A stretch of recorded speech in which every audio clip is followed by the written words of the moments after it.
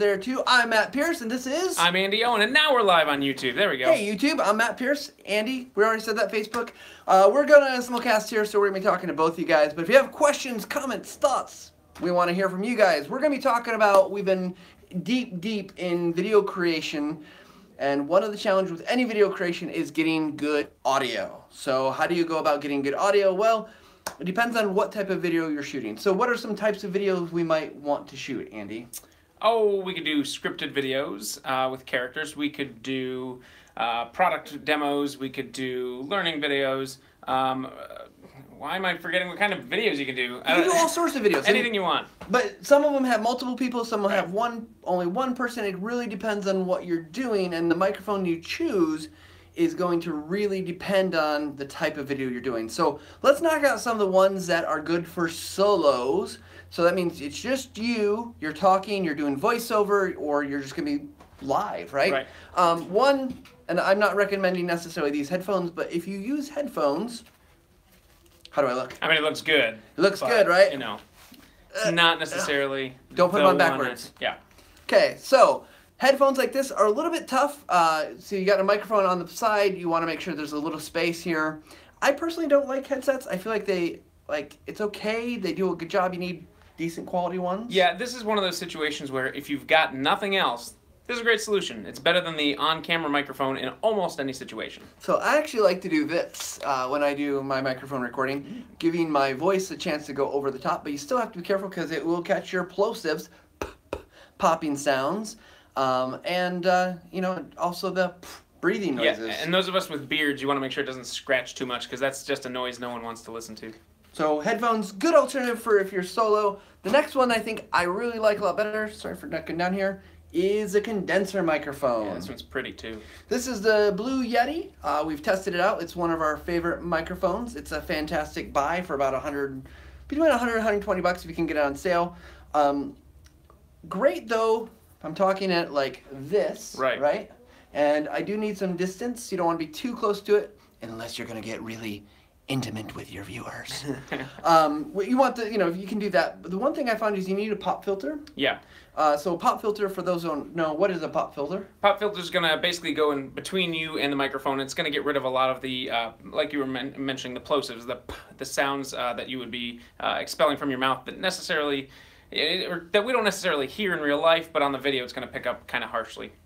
Now, one thing I actually do like about the Yeti, and I just really did this for the first time last night, is you can plug in your headphones and you can monitor your audio right through here. I'm just learning that now. which is actually kind of good because then you can hear, I could hear all the noise in my office, and it was pretty bad actually. I was like, oh, don't record audio in my office. But a condenser microphone, good for solo.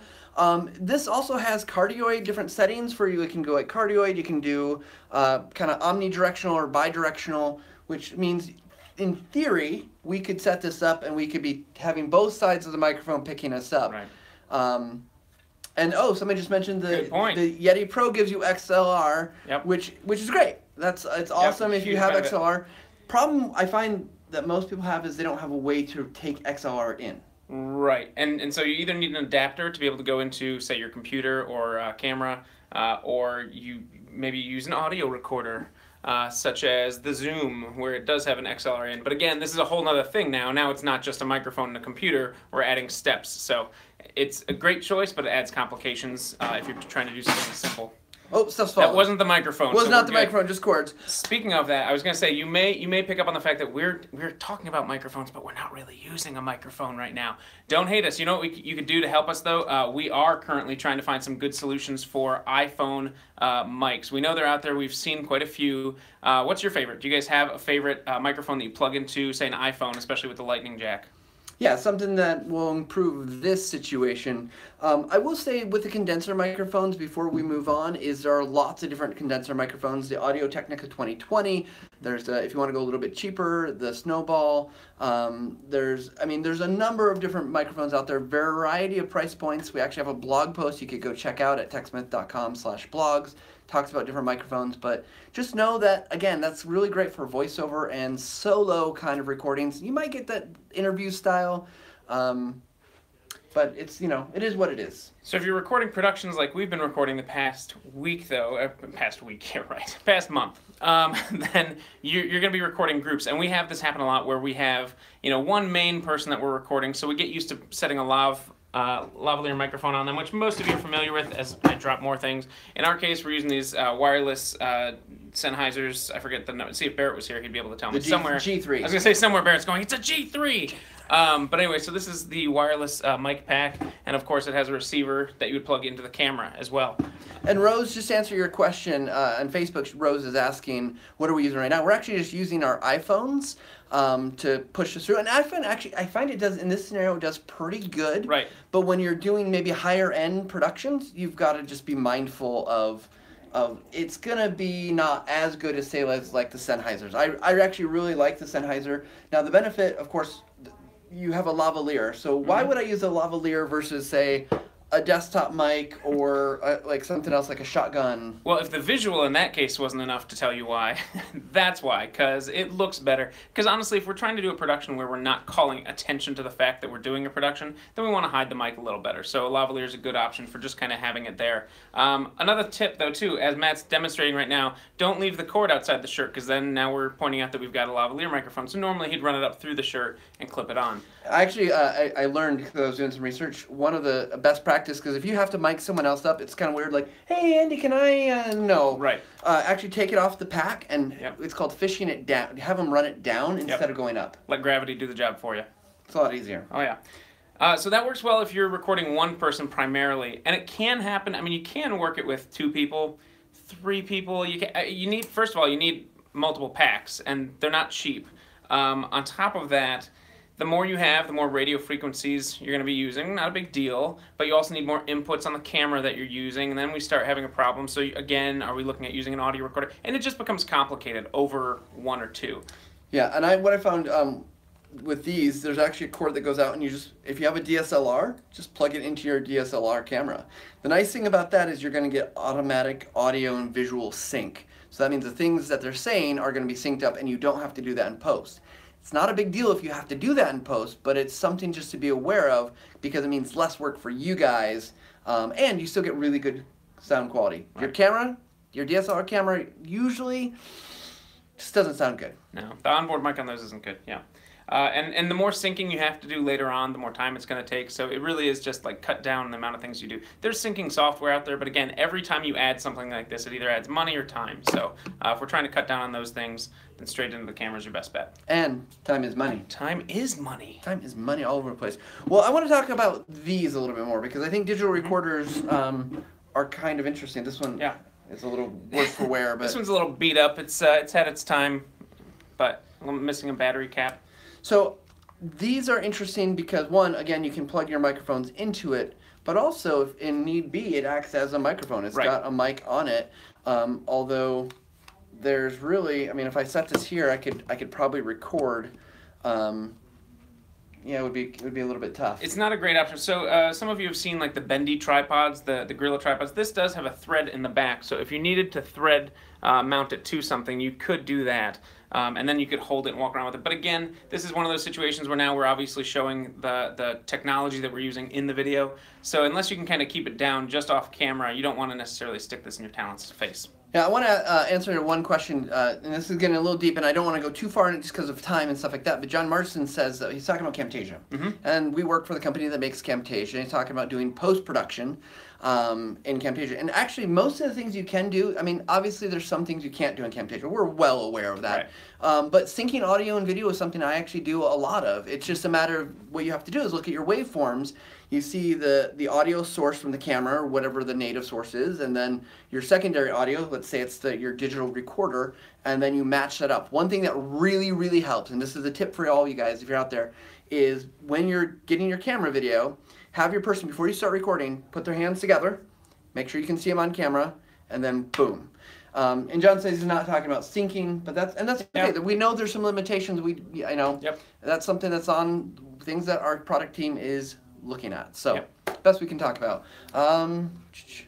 Also, So, with a littler recorder like this guy, this is the so these are both Zoom products. I've used both of them. The Zoom H1 has a lot of competitors in the field. I use the Olympus LS10. There's all sorts of little guys. The nice thing about these is this is kind of more of a pocket recorder. Now you can't monitor the audio when you're using it necessarily. Well, you can, but you're not going to in most cases. You put this in the person's pocket. It's got a little pin for the lapel mic to go into.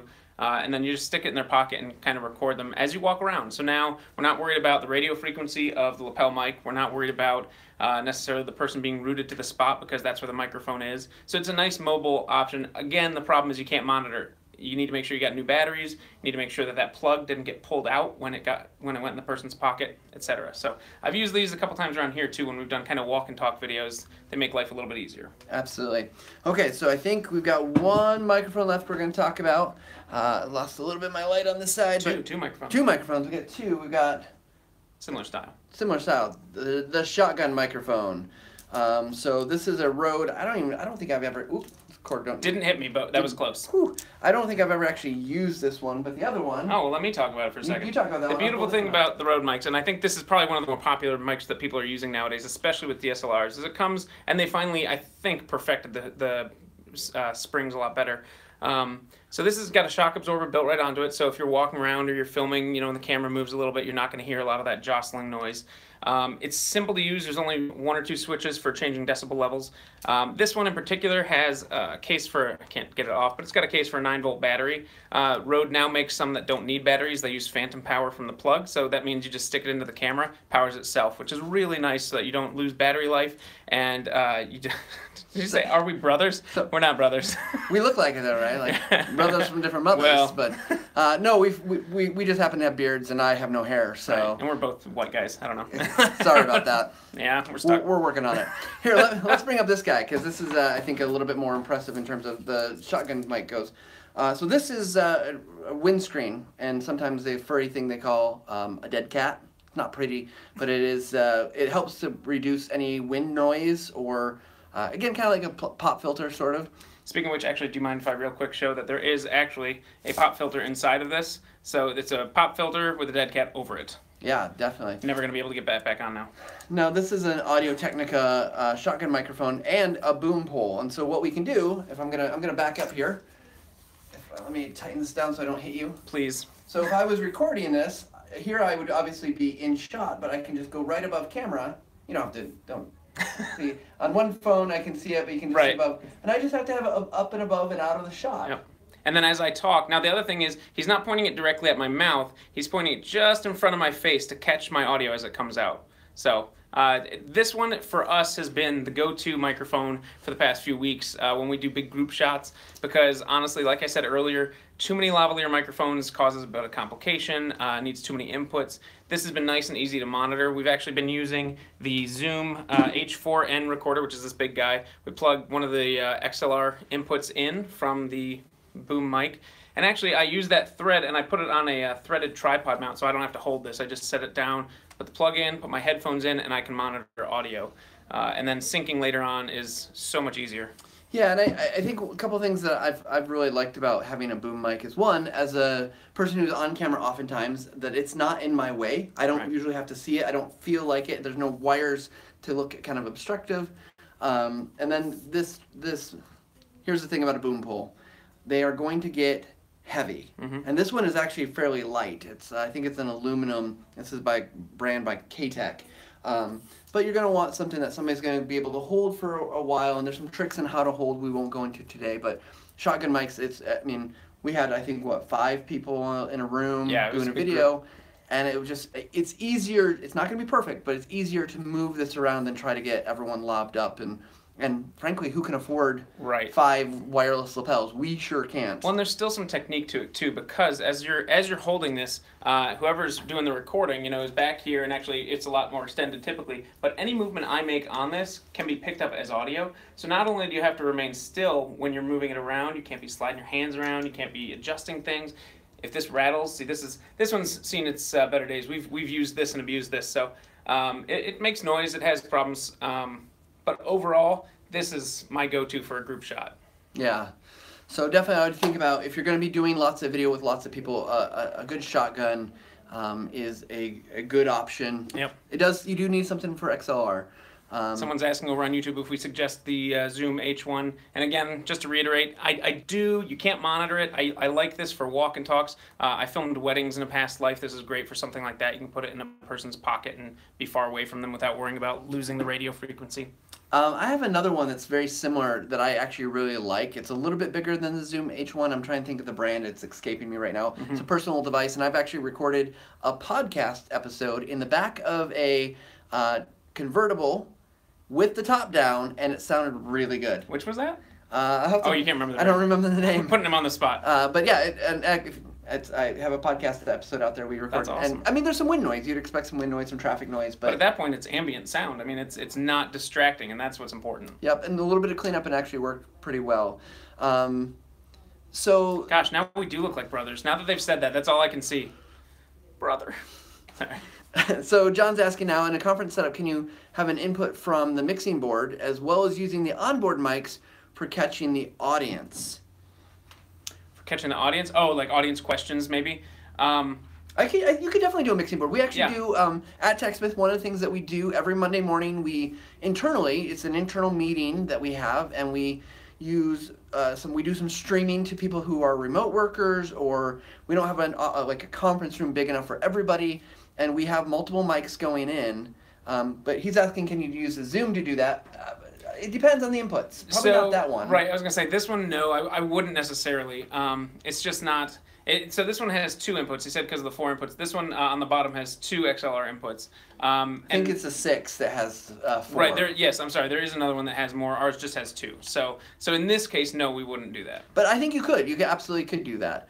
Or if you don't have a Zoom, you want to use like a mixing board, you could definitely do that. And that's what we do for our live meeting. Is instead of having a digital recorder, and then we run the mixing board into the system that's streaming and recording. So I think it's kind of, depending on your space and what you're doing, the mixing board has some advantages that you can control levels a lot easier versus a Zoom. In the middle of that, you're going to capture everything as the same sound, like same levels and whatnot. There might be some individual controls you'd have to look at. I'm not familiar with that particular device. But on the mixing board, it's much easier to say, like, oh, I need to turn this person up, I need to turn them down, they need some more bass. So you have a lot more fine control with the mixing board than you will with a digital recording device. And frankly, if you're running a small, lean team, like 2 people, 3 people, this is, I think Andy's monitoring if he's on audio, someone's running camera, just so... You're going to be kind of limited in what you can do and how much you're going to want to fiddle with this, because the last thing you're going to want to do is fiddle too much and then end up breaking your sound. Right. And over on YouTube, we had someone ask what the best microphone is for recording with the H1. Personally, I use a little one. It's an Asden, and the model number is escaping me, but I got it from B&H. It was like $20. The most important thing about it, though, and for $20, it was a great microphone. It's phantom power. Is it like top notch, something you're going to see at a professional concert? No, they're gonna go overboard with top quality.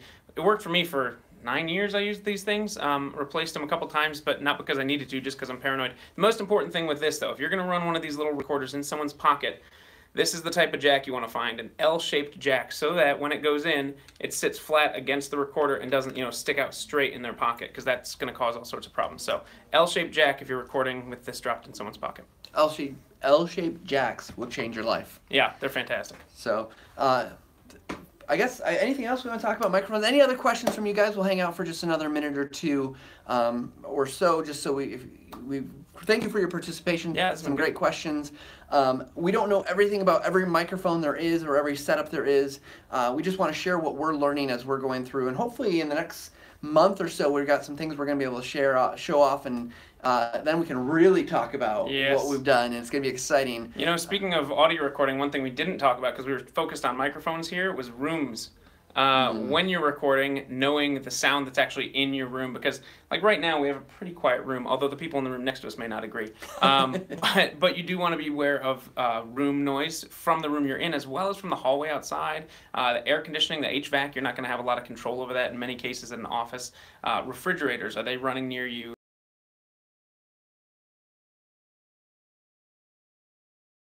Have real, tinny sound. If you snap and you hear an echo, then maybe find another place to record. Yeah, absolutely. I think the other trick here is just listening, and then let your microphone listen. just for 30 seconds, and then listen to that and see what it hears, because your microphone's going to be much, much more sensitive than your ears are. My ears are terrible, too much rock and roll as a kid.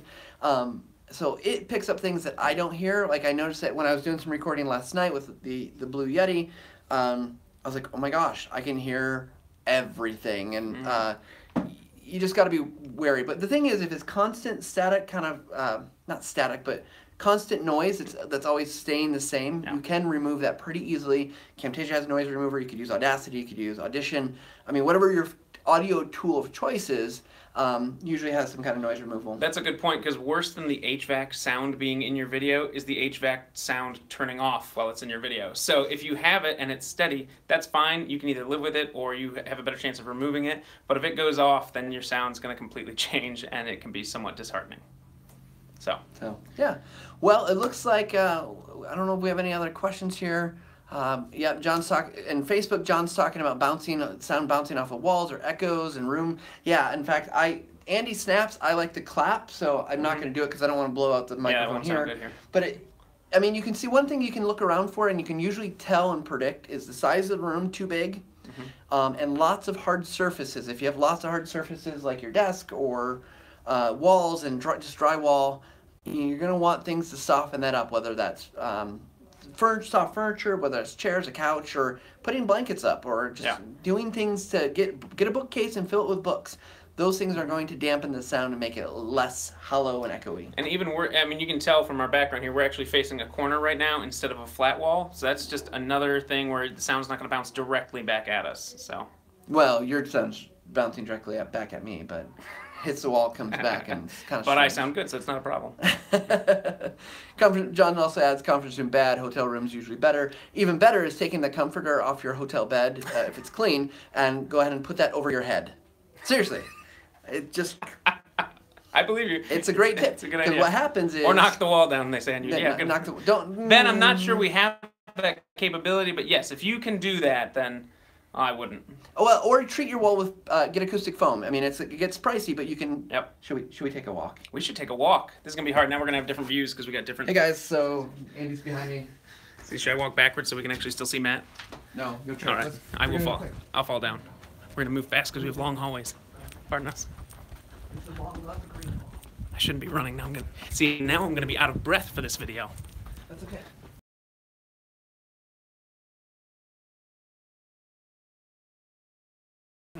See, this is where we do a lot of video, but I want to take you guys, and I'm going to turn on the ugly lights. Oh, terrible. But here we go. Let's, you guys have heard us in my office. So now here we are in our sound booth. Here, let's step over here. You might look. All of the light in here is bad.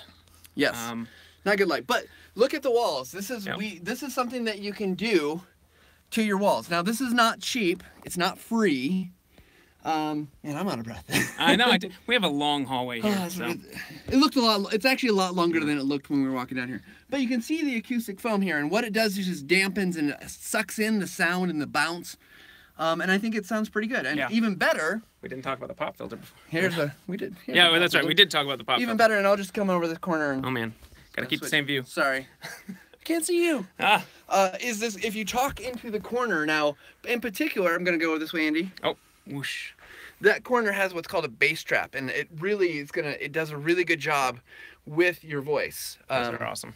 So this is our recording studio. It's pretty sweet. I like it. It's we had a bigger room for a while, and big rooms are, you know, they're big, so the sound's still going to carry and travel a bit more than it should. So we were able to kind of reuse what it used to be our gear closet, now is our sound booth. So it's nice to have, and maybe we should have started in here. This is kind of this would have made a lot of sense. This is a lot better in here. Yeah. But this is the ideal, right? We don't have to have perfect. Go to wherever you have. If you have a walk-in closet and it's just filled with jackets and clothes or whatever, that can work a lot better than, say, a big empty conference room. Yeah, absolutely. Do whatever you can. You don't have to have this sound booth. This is something we've evolved into, and it's not something that you need to start with to get good audio, because frankly, we can't shoot a lot of video in here. This is probably the exception. Yeah, so now I'm in the far corner of the room. This is the extent of it. So it's a small... Whoa. Oh, he fell. Sorry, guys. He fell on Facebook, sorry. So this is the extent of the room here. This is just a tiny closet. But tiny closet traps the sound really well. Yep. So anyways, try to get Andy back on here. Yep. Thank you guys so much for watching and joining us today. We hope that this has been informative and educational, and you guys have had fun with us. I had fun. Yeah, it's a good time. All right. So we will see you guys on the Flippity Flip. We might, if you got questions, leave them down in the doobly-doo down below. Thanks to Matt Covell. I stole that. If you don't know who he is, don't worry. Anyways, we'll be on. We're going to try to do this more regularly, so please do come and join us. We'll try to be good about announcing when we're going to do it. Right now, kind of heads down doing lots of work. Right. But we'll try to get on some kind of schedule for you guys so you can know when we're going to be out here. Yep. So see you around. Thanks. Bye.